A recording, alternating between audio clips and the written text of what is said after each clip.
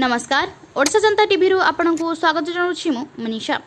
आसंतु नजर पकेबा आजिर मुख्य खबर उपरे।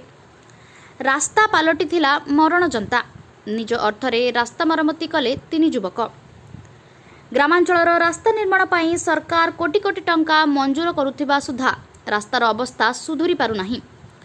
राउतपारा ठारू पर्चीपारा डीएनके गाँ पर्यंत प्रधानमंत्री ग्राम सड़क योजना कार्य निम्नमानर मोटाल चिप्स पिचु आदि पकई रास्ता तैयारी होइथिबा जोगु रास्ता मझिरे बड़ बड़ खाल सृष्टि होई सेथिरे पानी जमिबा फलरे जानवाहन चलाचल रे बहु असुविधार सम्मुखीन हेउथिबार देखिबाकु मिलिछि।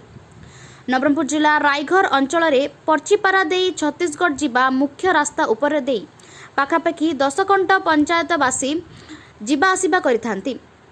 रास्ता शोचनीय हेबा परे मध्य मरामती कार्य न हेउथिबार देखि पर्चीपारा डीएनके गाँर चंदन पाल और देवव्रत मंडल और पिंटू ढाली एही तीन युवक आज निज अर्थरे मुरुमाणी रास्ता मरामती कार्य संपन्न करिथिबा देखिबाकु मिलिछि।